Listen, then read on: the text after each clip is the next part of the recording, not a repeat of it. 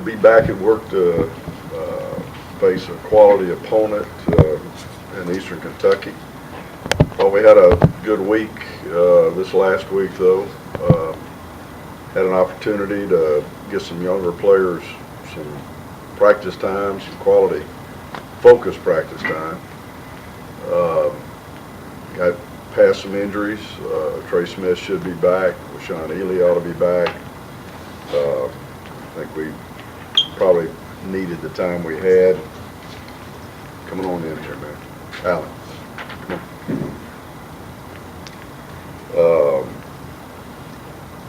So it made us better in every way. We get a little extra lead time and game planning, scouting report. I think players, quite honestly, recovered a little bit in their time away. So nothing but good things coming out of it, out of a week. Now we just focus down on what we've got to do. You know, this game, if this football team was in Alabama or even in Tennessee, it would probably just stand as a truly unique rivalry. I think because we're not joined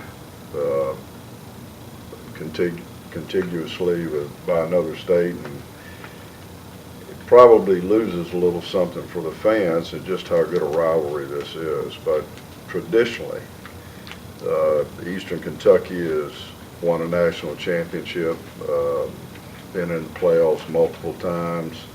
They have a great football tradition, and every time we play them, it feels like we're playing a team with a great tradition. The coaches there now, Dean Hood, is part of the legacy of that tradition. He played for Coach Kidd. The Coach of the Year award in the OVC is named after their head football coach, Roy Kidd,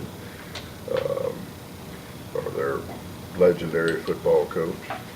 And they've got really good players. This game has produced some great plays on both sides.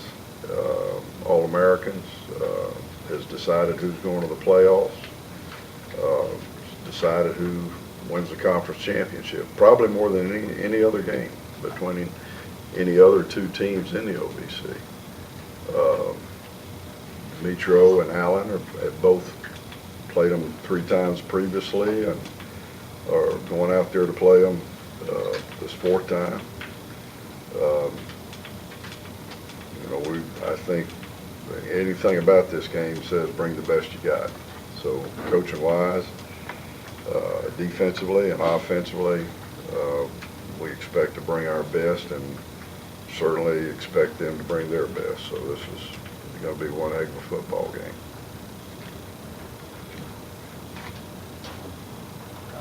Coach Crowe, my notes seem to be missing a page. There's no too deep on this package. Do you have one? Do we have a 2 deep? Yes, we have a 2 deep. Is there any reason that there's no mention to that? Or? No. Our 2 deep is we put Trey Smith back in it. We put Sean Ely back in it. I think those would be the only reasons why it would probably be any different than it was when we played Chattanooga. I'm trying to think because we have moved some younger players, and we're playing linebackers at multiple places, which really doesn't change the 2 deep depth chart, but we're gonna play a little bit more matchup for their formations. There's really nothing unique about that. But the 2 deep is a 2 deep. Yeah. I saw somewhere, or I read somewhere that you were tweaking the 2 deep, or you were making some changes in that last week during the open. Yeah, the only thing that related to was sometimes playing their tendencies, and it's not like we were changing it for our own basic structure, but really to get the matchups you know, sometimes what you require of a linebacker against one formation, like against these guys, you better, the linebacker that they run that fullback up in there on needs to be the one that's best taking on the fullback. So I'll just use that as an example. You just try to get your matchups right. I don't think you could do it without an open week because, but you, in the same way with safeties and corners, you got one that's playing close to the line because of their formations. You'd like to, so I think we try to get better matchups, but it does not change what our orientation is of players to positions. We're not planning on surprising anybody with anything. There won't be anything that Eastern Kentucky won't look at and feel very, you know, there's no surprise in it. It's, and you mentioned this, I know Trey got a lot of, you know, the open date helped him heal. Oh, yeah. And with Sean. And he's back, Sean's back. They're on, I mean, we're expecting to see 100% of both of them out there today. But there were some other guys. I know Nick Johnson's missed a lot of work. Just mentally going over the list of people that have just. I don't think we could have played last week with a couple of guys that are going to be right back where they were.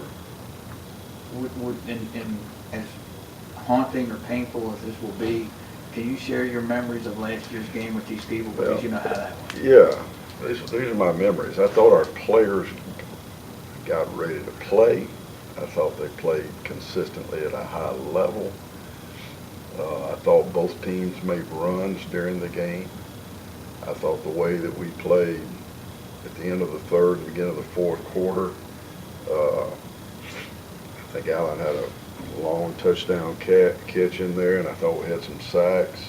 These two guys were part of, or pressures. I thought we were, and I think we, 7 minutes left to go, I think we thought it was homecoming or Parents' Day or something. We were supposed to play everybody, and I personally did the discredit of substituting too many people too fast. And then we lost some momentum, and just disappointing thing was that we didn't rally whenever it turned. Didn't seem like we could get the mindset to turn it back. You know, it started with me making those substitutions, though. But it was it was an anomaly. And then I think the last thing I wanted to ask you just about them, they're two dynamic players, and Denham and Pryor. Would you just speak to them? Denham is the guy that everybody wants. Everybody wants one like running the ball because he's consistently puts him in a position because you're always going to have a positive play, and you're always going to be close enough to make a first down, and he can give you the play to make the first down. I mean, he's all conference for a reason, very consistent. DiMetrio and I were talking, walking in here, and DiMetrio, I said, what sticks out about them last year? He said they're skilled players. I mean, they've got the best package of skilled players on offense that we saw last year in the league. Would you say? Yes, sir. So, and it starts with him and Pryor. And Gord would be the other one. You know.